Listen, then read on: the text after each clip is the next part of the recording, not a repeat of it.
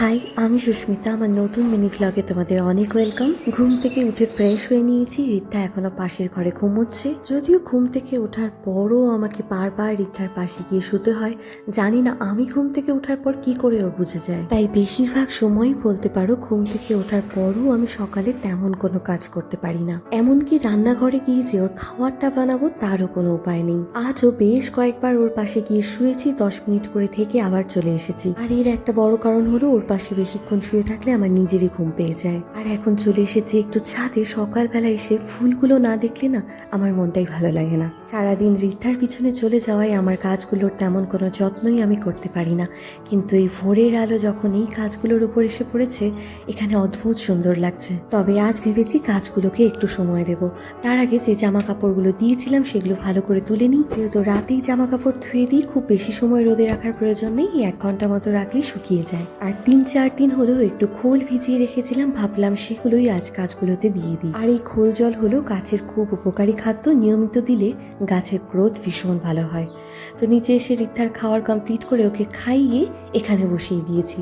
ও একটু এখানে খেলুক, ততক্ষণে আমি আমার ঘরটা পরিষ্কার করে নিই। আর এখন বাজে দুপুর প্রায় 12টার মতো। সব কাজ কমপ্লিট করে চলে এসেছি রান্নাঘরে। বানাবো রিদ্ধার জন্য মাছের ঝোল। আর আজ বানাচ্ছি ট্যাংরা মাছের ঝোল। মাছটাকে খুব ভালো মতো নুন হলুদ দিয়ে আগে ভেজে নিচ্ছি। খুব কম তেলেই আমি মাছটা ভাজার চেষ্টা করি। তারপর মাছটা ভালো মতো ভাজা হয়ে গেলে তার মধ্যে সামান্য জল দিয়ে ফুটতে দিয়ে দিই। আর আমি মাছের ঝোলে কোনো রকম সবজি দিইনি, কারণ রিদ্ধার খিচুড়িতেই আমি সব রকম সবজি দিয়ে দিই। আর আজ আমাদের জন্য বানিয়েছিলাম কাতলা মাছের কালিয়া। আর এখন বাজে সন্ধে প্রায় 6টা থেকে 6:30টার মতো।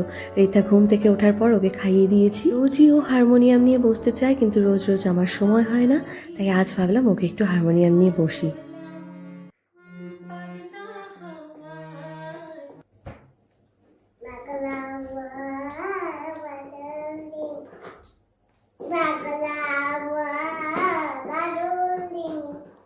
পাগল পাগলা হওয়ার বাদল দিনে। এখন বাজে রাত্রি প্রায় 8টার মতো। এতক্ষণে রিদ্ধা একটু হারমোনিয়ামটা ছাড়তে রাজি হয়েছে। আর ওকে নিয়ে এসে একটু ব্যালকনিতে দাঁড়িয়েছিলাম। এই সময়টা খুব সুন্দর একটা হাওয়া হয়। ব্যালকনিতে দাঁড়িয়ে থাকতে এই সময়টাতে ভীষণ ভালো লাগে। এরই মাঝে মেয়ে আমার ভীষণ টায়ার্ড হয়ে পড়েছিল, বারবার কোলে উঠতে চাইছিল। ওকে কোলে নিয়ে আদর করছি ঠিকই, কিন্তু এখন ঘুম পাড়াবো না, তাহলে আর রাতে ঘুমোতে চাইবে না। আমার আজকের সারাদিনের ভ্লগটি এখানেই শেষ করছি। ভালো লাগলে লাইক, কমেন্ট, শেয়ার, সাবস্ক্রাইব।